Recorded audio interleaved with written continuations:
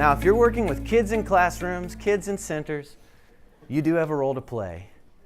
There are numerous ways that you can help kids connect to nature.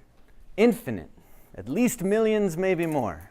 I believe in something called the nature connection spectrum, right? That there are this wide diversity of ways to connect with nature. On one far end extreme, you have like base jumping, swimming under a waterfall, and climbing Mount Everest.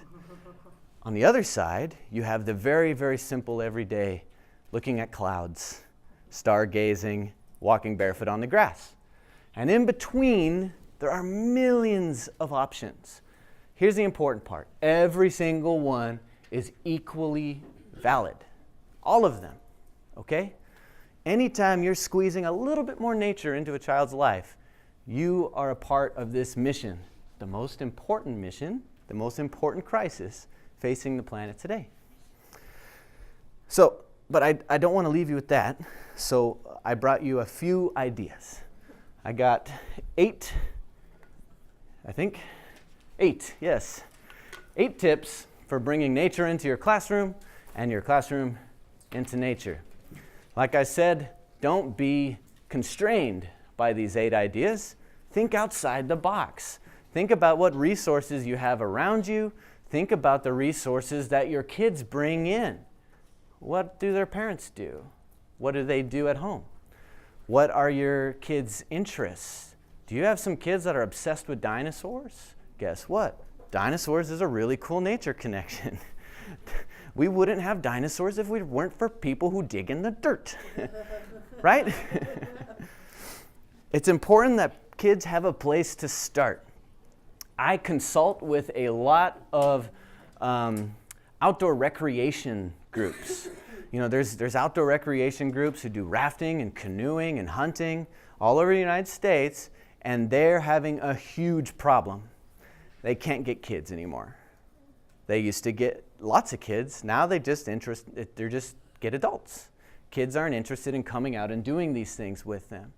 And I said, that's because you can't ask a kid to jump from PlayStation to the kayak.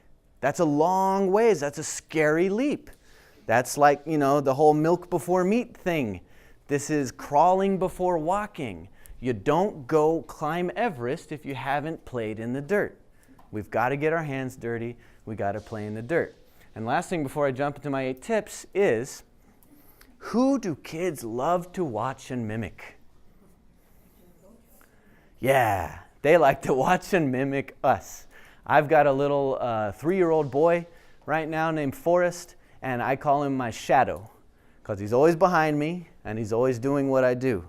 He recently saw me put some pomade in my hair, and he goes, "Daddy, what's that?"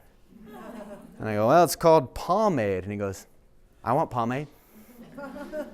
Every day his hair's this long. He has me put some pomade on his head, and he looks in the mirror and he goes, "Yeah." He goes to Mommy and says, "Mommy, I'm beautiful." I go, "Yes, you are." So kids do what we do. So it's not enough to tell them that they need to get outside and play. It's not enough to tell them to play with dirt and get dirty. We have to show them. We have to do it too, okay? How many of you require kids to have some extra clothes? Is that part of policy here? That's a good idea. How many of you bring extra clothes? Very good, because you need to get dirty too. We've got to get dirty. Man, if you go home at the end of the day and your nails are just filled with crud, you've done your job. Well done. So, here's some ideas for you. We doing okay on time? Good. All right. First one is something I call the nature swap. I love this. And what you don't know about my son Forrest there is it looks like he's, hitting a rock with a stick. He's not. He's vacuuming.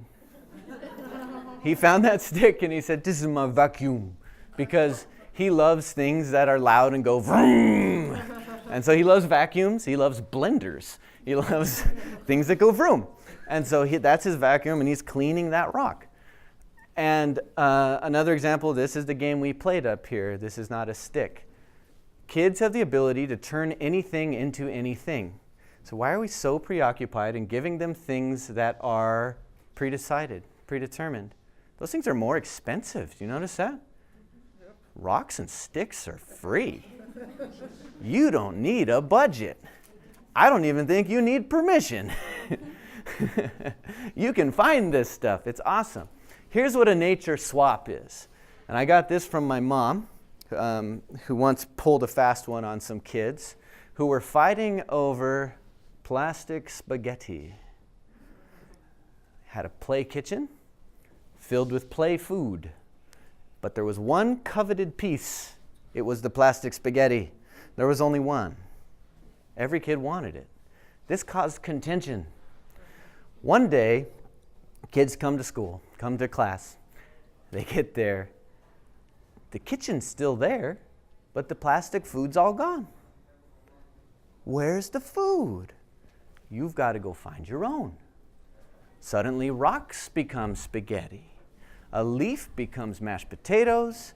And guess what? They used to have a limited menu. It was only the things that were made out of plastic. Guess what's on their menu now? They're making ladybug pies and all kinds of weird stuff. Again, the imagination explodes. You could do this with your dollhouse. You got a dollhouse with dolls? You got a barn with animals? Get rid of those barns and animals.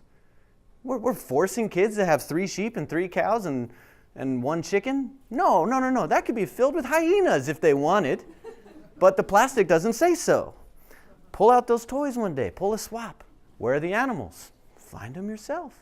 They're right here, right? You don't have a play yard with loose nature parts? Bring in some loose nature parts. Again, they're free and they're everywhere. You could bring in a basket of pine cones. There was at least a pile of 10 just across the street where I got mine. Don't all rush out there at once. It's incredible what happens when you give kids an opportunity to do this. And this can expand further. This isn't necessarily just play with things. This could be art. You got a painting easel? Swap out the brushes. Got paint? No brushes? Go find some brushes. What kind of art you get when they roll a pine cone through paint? Or use pine needles or a leaf or their fingers, right? Pull a nature swap. Always a crowd pleaser. And it can be done with so many different things. And this is one of those ideas where, yeah, it's great to get kids outside, go look for things. But if you can't do that, you can also do this inside. You could bring some loose nature parts into your room and give kids the opportunity to look through seashells and rocks and anything interesting that you find around. Nature swap. Now, eyes to the sky. This is my favorite. You could swap this out with eyes to the ground or eyes to the trees. It's really about focusing on things that change regularly. That's why I like the sky. I've consulted with a lot of schools that have no green space, that have no leaves. If they walk more than a block from where their school is, or sometimes even closer, they are in danger of being hit by a car or by a bullet. Bad places to be trying to have outdoor nature play. And I give them my happy, clappy presentation, and at the end they go, we can't do that. And the first time I was given that conflict, I thought, oh my gosh, how do you deal with this? I had to really think, where is the nature when it looks like there is no nature? It's right there. It's always there. It's always there for everybody. And it changes every single day, sometimes every hour. You could see weather, you could see birds, you could see insects, you could get creative and find shapes and animals in the clouds. But with anything that we take observations with, remember, kids are scientists, right? They're always trying to discover and prove things. That's what a scientist does. That's what kids do. Maybe scientists are actually kids. So whenever a scientist is observing something, they also have to record it, okay? So eyes to the sky is all about you get out there every day, every week, something like that. Make a repeating exercise where they get out there. They're going to observe what's happening this time, and you're going to give them a way to record it. Does that mean they're going to have to write it in a scientific journal and publish it? No. It could mean they're going to make what they saw with Play-Doh. It could mean they're going to paint what they saw. It could mean they're going to write a poem about what they saw. It could be anything. There's a lot of ways to record what they experience. If you get bored with the sky, you can switch out sky with any number of things. But the idea is nature happens around us all the time, and you want kids to be aware of that. The nature isn't up in the mountains, it's coming through the crack right now. What is that? There's a flower coming up through the crack in the sidewalk. That's amazing. How powerful is this earth that it's pushing a flower up through the sidewalk? You don't want kids to miss that. That's really exciting. So it gives them opportunities to notice the nature that's happening around them every day and a way to record it. Eyes to the sky. Another one of my favorites is nature scavenger hunts. This is really fun. You give kids an objective of things that they have to find, right? Lists. A nature scavenger hunt could be for pieces of nature. That's the easy way, right? Find a leaf, a pine cone, a stick, sure. But you could also collect colors. Find something green, something brown, something blue, something gray. It could be about finding smells, right? We collect stuff a lot of different ways, not just with our hands. We can collect things with our nose, right? And I don't mean putting stuff up in the nose. I mean smelling it, right? You can discover with aromas. You can discover with your eyes. You can also discover with, things you hear. And I know that on this campus, you can be shocked by some of the nature you hear. One time I was at my mom's center when a hawk came down and snatched up a snake out of the brush. And we were all like, whoa, there was a snake over there. So, again, it's giving kids an opportunity to find things, but also making it very fun. I'll give you a freebie. Here's my favorite nature scavenger hunt. It's called something green, something brown, something pointy, something round. 4 things. Something green, something brown, something pointy, something round. But here's the catch. You're not just finding them, you are collecting their textures. So you get a piece of paper, you divide it into 4s, you have those 4 things you need to find. Later you could swap it out for other things, but you go find those things, and when they find them, they're going to make a rubbing of it. They're going to collect the texture of that thing. Kids love this. Crayon, piece of paper, put it on the bark of that tree, and you pull off a beautiful print of the texture, a way to visually collect the way something feels when you touch it. Man, the people who make toys for children, they go to great lengths to try to ensure that kids have multi-sensory activities, right? We're going to add in something that rings and something that lights up and something you push and something that pushes back because we want to trigger all those senses. This stuff's been happening all around us every day and it's free. We don't need the toy with the whistles and the bells and the batteries. You can have that multi-sensory experience. Just let it happen, okay? Nature scavenger hunts. Next, every single group of kids of any kind should grow something, especially if it's something you can eat. That's my personal favorite. But this is so easy and so cheap that there's no reason none of us should be doing it, especially when we live in a world where people don't know where their food comes from, okay? It's one of those tough decisions that all parents have to decide is how we're going to feed our kids, and all parents get together and they argue and fight about who's feeding their kids the best way, and so that's not something I want to get into. But when a kid looks at a chicken nugget, it's really hard to figure out where that thing came from. What's a nugget? Kids need to know that food comes from Earth. Again, it comes back to that whole thing. If we want kids to have respect for the planet, they need to understand their relationship to it. Food comes out of it. And if you want to get kids excited about eating healthy, about eating vegetables, let them have ownership over something they grew. For years, my kids eat veggies. They're real good at it. But my daughter wouldn't eat tomatoes. She wouldn't eat tomatoes. I didn't care. She ate all the other veggies, but she wouldn't eat a tomato. Until we grew some. When we grew tomatoes, she picked it, she ate it, and she's like, this is my favorite veggie. And the funnest thing that happened was that she still won't eat tomatoes that we buy. She insists the ones she grows are very good and the others not good, right? How hard is it in this world to find dirt? It's kind of everywhere, right? Dirt is everywhere. You can find dirt. Seeds? Well, if you can't afford seeds, you can always spit out the ones you're putting in your mouth after you take a bite of the watermelon, all right? They're also not that hard to come across. You can find dirt, you can find seeds, you need something to put the dirt in, you put the seed in, you put some water on it, and you grow a plant. It isn't that hard. You can do this with Coke bottles, right? Again, take advantage of all of our bad habits to create good habits. Everyone's drinking soda, I'll take those Coke bottles, we're going to grow some plants in it. It's really simple. This isn't hard stuff. And the fun thing with kids is that everything's a learning experience and exciting to them in a way it isn't to us. They don't get let down and discouraged the way adults do. First time I planted a garden, it was a massive failure, and I was so frustrated. But my kids didn't care because they had fun planting those seeds and getting dirt underneath their fingernails, and they were ready to try again. You know, they're resilient. They pop up and they're like, let's do it again. So don't be afraid if you feel like you don't have a green thumb. Just try it. Grow something. You can put tomato seeds on a wet cotton ball and watch it sprout. And you can see a root and a shoot all in one thing.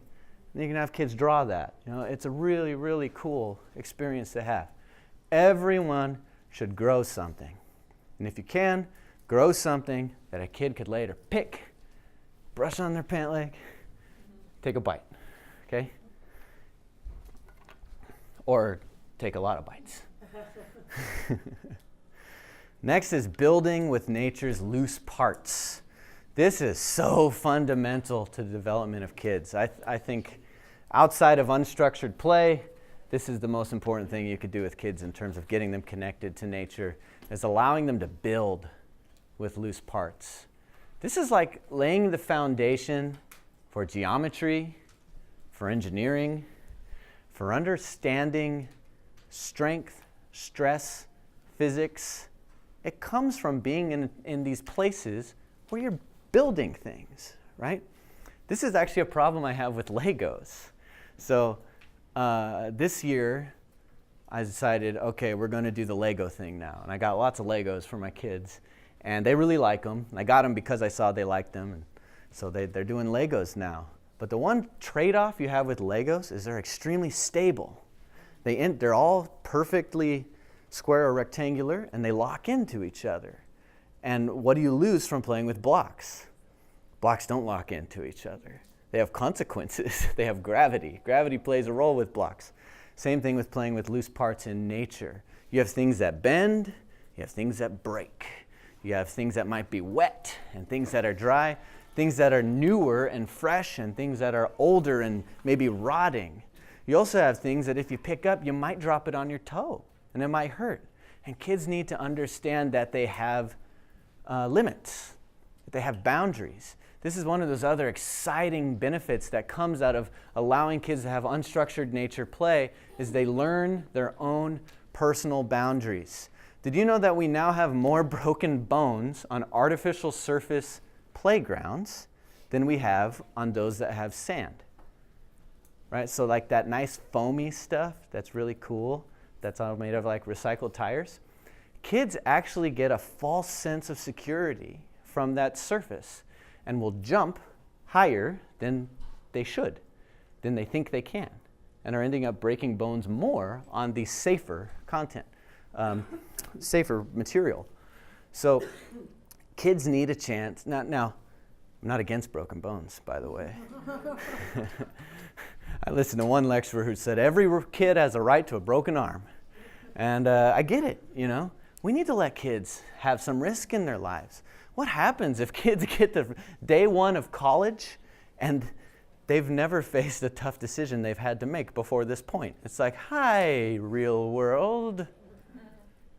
You need to know what your boundaries, your limits, you need to understand consequences. You need to understand cause and effect. These things aren't happening in situations where we pull out all the possible risks. It's especially challenging to put risk in the lives of children in California in early childhood education. I understand this because I hear my mom complain about it all the time. They have one rule in California. I don't know, they rewrite them all the time, but at one point there was a rule where you couldn't have two elevated play areas that were close enough for two kids to stand on, fall down at the exact same time and hit heads, right? So we're preparing for the least likely of scenarios.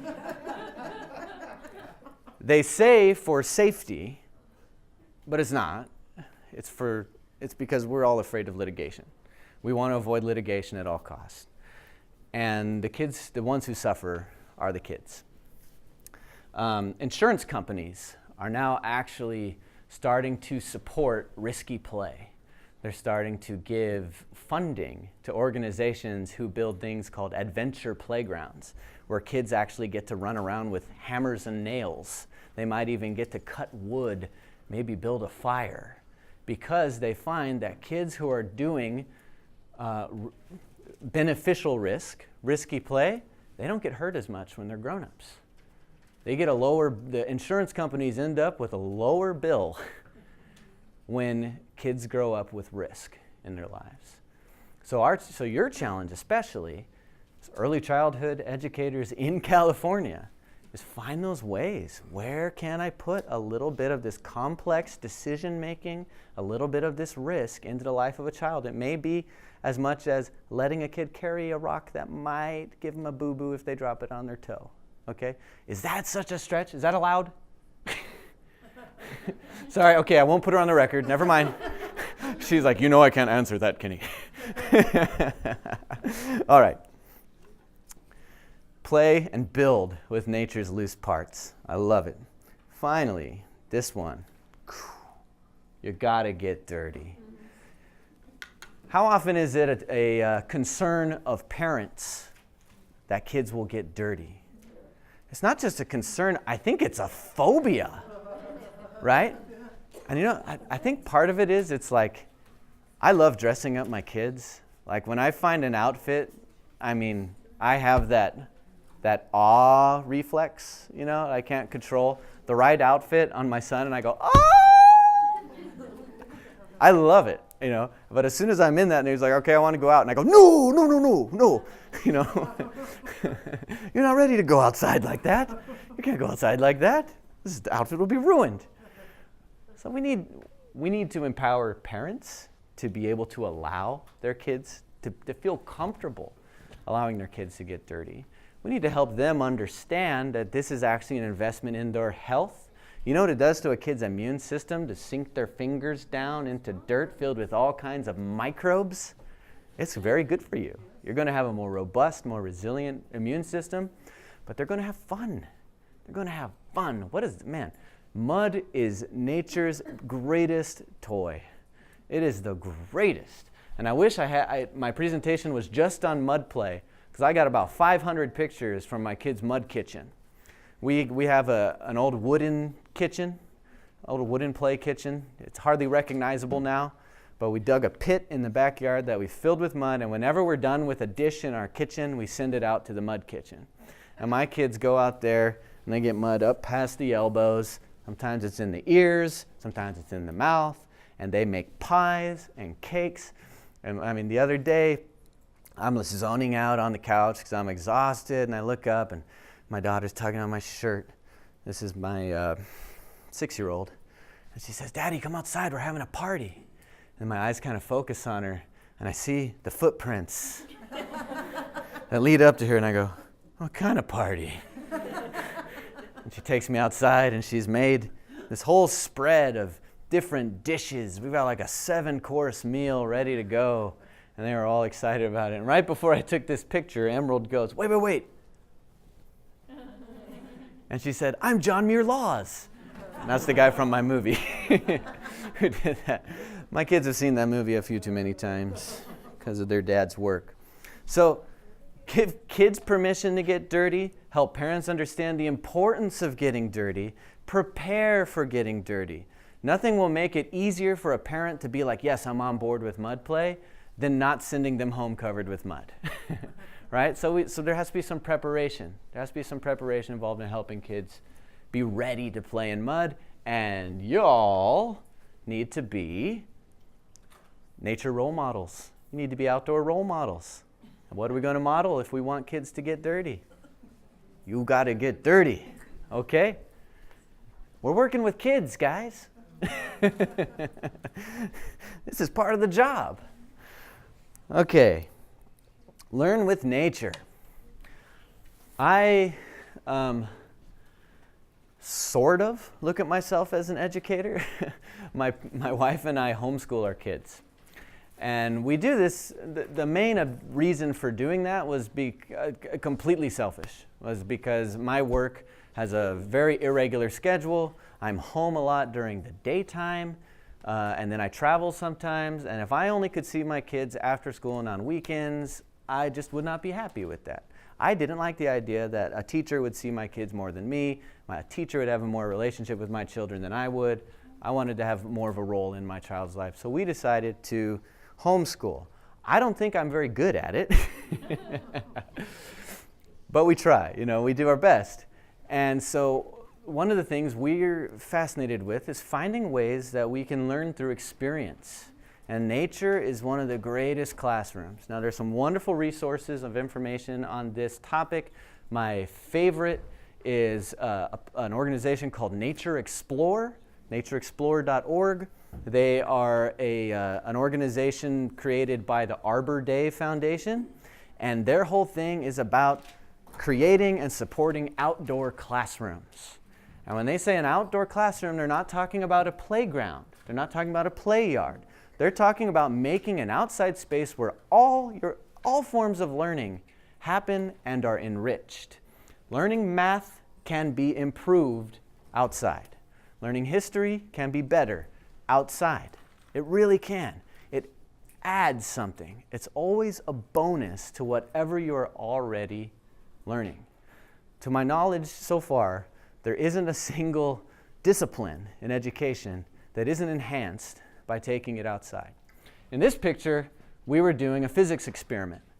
We were learning about the power of levers, and then we talked about catapults, and we read some stories of sieges that took place during the medieval times and castles being knocked down by catapults, and then we went to the lake and tried to build one.